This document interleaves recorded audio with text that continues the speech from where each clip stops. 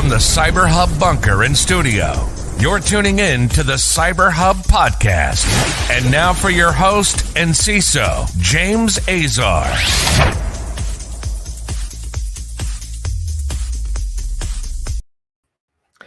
How is it going, everyone? Happy Thursday. It's March 25th, 2021. James Azar here for your Practitioner Brief, directly from the voice of the practitioner. We have a lot of stories to talk about today, including a Cisco solving a bunch of critical bugs in the Windows and macOS Jabber clients.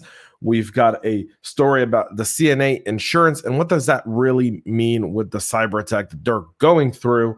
The vulnerabilities in the TBox RTUs and the risk that carries for organizations, even if they don't know that they are impacted by this. And Facebook and China head off in a collision course that's bound to raise some eyebrows and get us all to ask a question. When do we draw a line in the sand? So stay tuned for that. If you're tuning in and this is your first time, we are live on Facebook, LinkedIn, and YouTube. Make sure to subscribe to our show. Right now, you can comment live and we'll bring up your comments and try to answer your questions as well. Today is the last day we do this. Saturday night is the Jewish Passover, and I'll talk a little bit about that towards the end of the show. Also, a lot of really cool stuff. Today's show supported by friends over at KnowBe4, and make sure to check them out. They have links in the show notes. So if you're listening or watching, make sure to do that. If you're listening after the fact on your favorite podcast listening platform, please make sure to subscribe and give us a 5-star rating. That helps boost us up. So a few things, folks. My ceremonial cup of coffee. It's important for me, especially on a day like today. Yesterday, Georgia, 74 degrees, beautiful day. Spent 3-4 hours middle day, just took some time, mental health time, went outside, spent it with my wife, getting ready for Passover. It was great. Today, it's raining. The fire pit I built, useless. Yeah, tell me about it. So I need this espresso more than ever. Cheers. Let's get right into what's going on today. All right. Cisco is addressing a critical bug in the Windows and iOS devices. So Cisco has addressed the critical arbitrary program execution vulnerability that's impacting several versions of the Cisco Jabber client software for Windows, macOS, Android, and iOS. The Cisco Jabber is a web conferencing and instant messenger app that allows messaging apps and allows users to send messages via the Extendable Messaging and Presence Protocol, the XMPP. The vulnerability was reported by Olav Sortland-Thorsen of Watchcom. Cisco's product security and incident response team says that the flaw is not currently being exploited in the wild. However, the security flaw is tracked as CVE 2021-1411 and was rated by Cisco with a 9.9 out of 10 severity score, and it is caused by improper input validation of incoming messages content. Luckily, to exploit this critical bug, attackers need to be authenticated to an XMPP server used by the vulnerable software to send maliciously crafted XMPP messages to their target devices. Additionally, the vulnerability does not affect Cisco Jabber client software configured for team messaging and phone only modes. However, successful exploitation of CVE 2021-1411, which doesn't require user authentication, can enable authenticated remote attackers to execute arbitrary programs on Windows, macOS, Android, and iOS devices running the unpatched Jabber client software. Again, folks, this is messaging. Think of Acelion file transfer software. Cisco Jabber is used for conference calls and internal and external messaging. Something significant. Get this patch done. Cisco has already patched this. Quickly to the comment, Jonathan says they've got tornadoes in the south now. Yeah, we've got some pretty horrible weather right now. I'm looking outside the window and I'm just not liking it today. Not at all. 4 more Cisco bugs were also patched. CVE 2021-1417, 1418, 1469er, and 1471 have all been patched. So ensure if you're using Cisco Jabber within your org to get this stuff patched. The risk here is significant, by the way. FYI, if you're using this if a critical vendor within your supply chain is using this and they're not patching it, you're vulnerable. You will be a victim every single time. On March 17th, we did a supply chain webinar, and we talked just about this. We talked about the fact that as CISOs, we have to be aware as practitioners, even if you're not a CISO, if you're a VP or a director, or just even if you're a SOC analyst or a red teamer or blue teamer or purple teamer, whatever your role is in security, we're only as strong as our weakest link. And when these patches go unpatched, we're vulnerable. And here's the thing, it's not just about patching. It's also running some forensics to ensure that no one took advantage of it. Even though they say it hasn't been found in the wild and isn't being exploited, doesn't mean you're not a victim of it. Doesn't mean that someone didn't specifically target you to do that. If you want examples of that, look at SolarWinds, Equifax, and I can keep going with a list of people. Cisco has also published 37 other security advisories detailing security updates for other medium and high severity security flaws in multiple Cisco products. Get your Cisco products updated, folks. Thank you. Moving on, so Insurer CNA says that the cyber attack caused network disruption. This has nothing to do with the CNA cybersecurity attack. It has more to do with the fact that CNA underwrites cybersecurity insurance. And they're a huge business insurance company. Huge. Magnificent. So, to me today, ransomwares are kind of like DDoS in the past, right? That's how I look at it. That's how I've trained my team to look at it. That's how I explain it to the board. That's how I explain it to our executive team. That's how I explain it to the business. If we're under a ransomware attack, someone broke in through our back door to get us all to run to the back so they can come in through the front and take whatever it is that they want. You can't divert attention. That is one critical mistake sometimes we see in incident responses, by the way, is people rushing to where the fire is. Don't rush to where the fire is. Slow down for just a second and understand what's the greater cause of this one right here. Because here's my worry about this one. Here's where our risk is, and here's something that when I saw this story a few days ago, I scheduled a 20-minute call with our CFO and kind of went over this stuff, which is the following. CNA used by multiple organizations for insurance.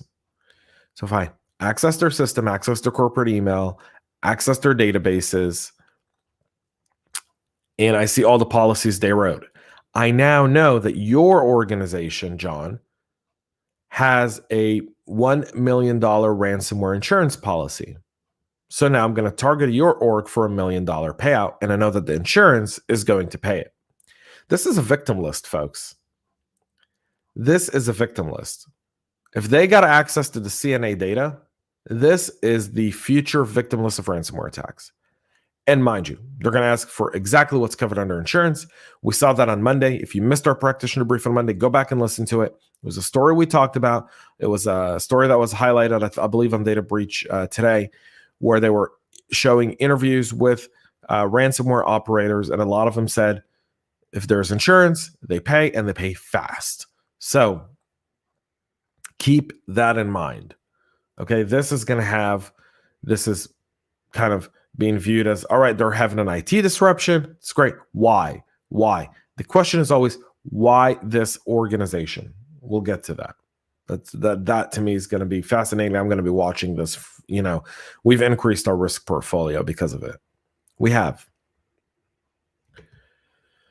Vulnerabilities in TBox RTUs can expose industrial organizations to remote attacks. So the UK-based industrial automation company Azar recently patched a series of vulnerabilities in its TBox remote terminal units, where cybersecurity say that these flaws can pose serious risks to multiple organizations. So a lot of their products are used in critical infrastructure, data centers, oil, gas, water, power, transportation, and process industries.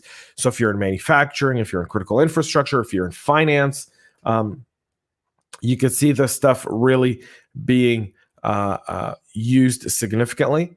So the flaw and essentially the vulnerability which was discovered last year, that the TBox RTUs as well as the associated TwinSoft engineering software are affected by 5 different types of vulnerabilities. Information about the vulnerabilities, which have all been rated by high severity, have been published by Clarity and advisories have been released by CISA and Ovaro as well. The vulnerabilities can allow an attacker to bypass protection features, cause a denial of service condition, and execute arbitrary code on a targeted device. The blog post goes on to say that the risks associated with these flaws threaten not only the integrity of automation processes, but also in some cases, public safety. Using these security shortcomings, we're able to find web-based interfaces similar to HMIs that monitor process levels and other industrial activities. We've seen in the past what could go wrong when such an interface is exposed to the internet without security. The fact that such an interface are exposed online removes many barriers for entry for adversaries of all types, whether it be nation state or just a script kiddie trying to make a name for themselves. Critical to get this stuff, again, patched, but shows you the challenges of our supply chain here, folks. Finally, my story of the day, the CCP, Chinese Communist Party. When they put Chinese state hackers, I see Chinese communist actors are targeting Uyghur activists on Facebook, and Facebook has shut down their account. So number one, job well done to Facebook. Job well done. You picked up on this, you saw what was happening, and you took decisive action to block the Chinese Communist Party from being able to disrupt and spy on Uyghur descendants across the world, including in places like Turkey, Kazakhstan, the US, Syria, Australia, Canada, and many other countries. The group used various cyber espionage tactics to identify its targets and infect their devices with malware to enable surveillance. The hacking group, which is being tracked as Evil Eye or Earth Impusa, used the now disabled Facebook accounts to send links to redirect their targets to malicious websites under their control in a watering hole attack. In some cases, they successfully infected Uyghurs' targeted iOS devices with spyware known as Poison Carp or Insomnia. Before Facebook disrupted the operation, the Chinese state hackers were observed while employing several tactics, techniques, and procedures in attacking Uyghur activists abroad. So here's a little geopolitical exercise, folks. China is currently in the process of re-educating Uyghur Muslims, which is a minority in China, by essentially sending them to concentration camps and labor camps and re-education camps to get them to understand that really it's not, they can't be Muslims and Chinese, they got to be Chinese and swear allegiance to the Chinese Communist Party. There's been reports that some of these Uyghur Muslims are being mistreated. Some of them have perished. They're malnourished. They're beaten. And they're forced into labor. So the world once again watches human rights abuses with not a thing to do. Facebook has linked the malware strains to two Chinese companies, folks. The Beijing Best United Technology Company and the Dalian 9 Rush Technology. The hacking group partially outsourced the development of the Android tooling used in their attacks to those two companies. The assessment is that one of them benefited from the research by FireEye, a cybersecurity company, Facebook said. These China-based firms are likely part of a sprawling network of vendors with varying degree of operational security. In December, Facebook also unmasked Vietnam's AP32 hacking group, known for cyber espionage campaigns targeting foreign governments, multinational corporations, and journalists. Facebook linked APT32 to Vietnamese IT cyber firm CyberOne group and added all associated domains with the two entities to a global block list as well. I don't know the kind of last part to the story, but China does utilize organizations within China to spy on others, and your organization could be a tool in that as well. It could be a tool. I dislike working with organizations that we can tie to the Chinese Communist Party, which is most organizations in China, folks. If you're not part of the Chinese Communist Party, you will not be very successful working out of China. That's it for us here today, folks. We're done for the week. We'll be back on Monday with more. Saturday night, it's the Jewish Passover, Seder dinner. You've seen it in movies. You've seen it on TV. We all gather together. Last year, we did it through Zoom. I had COVID last year for Passover, and I couldn't really celebrate it with my family, and we were in lockdown and so many things. So I'm grateful that this year I get to do Passover. Like years past, we're going to be having a bunch of people over at our house. We're going to be cooking up a storm of food. We're going to be sharing the story of the Exodus of Egypt and the Exodus from Egypt. And it's going to be it's a fun time. It's really good food. If you've never been to a Seder dinner, get invited to one. You really do. It's a lot of fun. And it's a really fun it's a really fun time with a lot of friends and family. So to all of those that celebrate Passover, happy Passover. Have a happy and kosher Passover. Next week we'll be back. We'll be doing the show. And given that it's a holiday week, we'll be at a less of a performance. Tech Town Square, I won't be there next week either. And I'll be just doing the other side of cyber on Wednesday morning. So you'll want to tune into that. Yesterday, we dropped a new CISO Talk podcast episode with Igor Spector. You don't want to miss it. What a great conversation we had. The feedback's been absolutely unbelievable. Don't miss it. We talk about leadership. We talk about cyber. We talk about team building. We talk about company's mission versus security culture, how he integrates the company's vision and mission to his organization. You can catch that episode on YouTube or on your favorite podcast listening platform by just checking out CISO Talk. That's our other podcast. So, folks, that's it for me here today. I'll see you all on Monday. Until then, thanks so much for watching. Make sure to subscribe. Make sure to stay tuned. Today, 1 p.m., I'll also be live on LinkedIn with Renee Small and Chris Fallon and Naomi Buckwalter for CISO Thursday. So don't miss that. Tune in. And we've got a big announcement today at 1 p.m. So you don't want to miss it. So see you there. Until then, folks, stay cyber safe. We love feedback, so make sure to connect with us on social media and subscribe to our podcast on your favorite podcast listening platform.